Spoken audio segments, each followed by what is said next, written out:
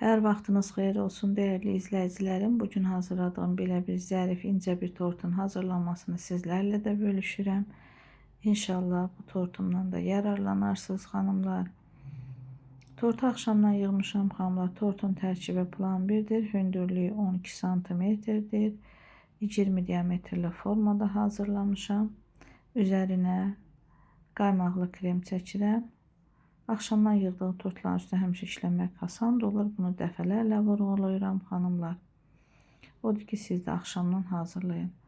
Qaldı ki, tərkibinə xanımlar videonun alt bölümündən inşallah sılka kimi bölüşəcəm. Daxil olub izləyə bilərsiniz. Bütün xırdalıqları elə biskvitin hazırlanması, kremin hazırlanması, hətta qanaşın hazırlanma qaydasını. Mənim tortumun tərkibi xanımlar plan 1-dir. Və vanilli biskvitdir. Yenə də deyirəm, bütün xırdalıqları inşallah sılkasını sizlərlə bölüşəcəm.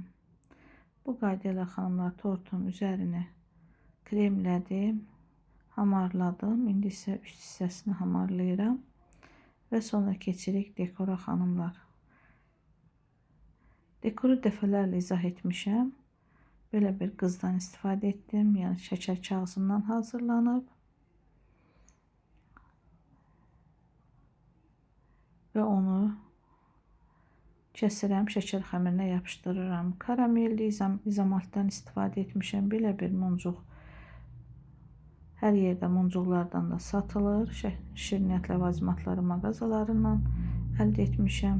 Gördüyünüz bu xırda muncuqları rəngbərəng cürəbəcürəsi var.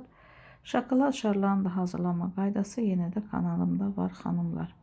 Çalışsın bugünkü videonu tam qısa edim, sizləri yormuyum. Çox da dərinliyinə gedəndə ümumiyyətlə videolara baxış sayı olmur. Odur ki, çalışıram xırda edim ki, bəlkə sizlərə maraqlı gəldi. Görürəm, maraqlı da gəlmir. Ancaq yenə də bir neçə xanımlar var ki, onlara görə çəkirəm. Onlar nəsə götürürlər. İnşallah onlar da hazırlayırlar. Üzərinə isə gümüşü rəngdə, tam ağ gümüşü belə bir zərdən istifadə etdim şarların üzərinə. Allaha əmanət olun. Bu videonun axır hissəsinə gəlib çıxdıq. İnşallah yəqin ki, bu videomdan yararlanarsınız. Hələlik bu qədər. Like düyməsini basmağı unutmayın.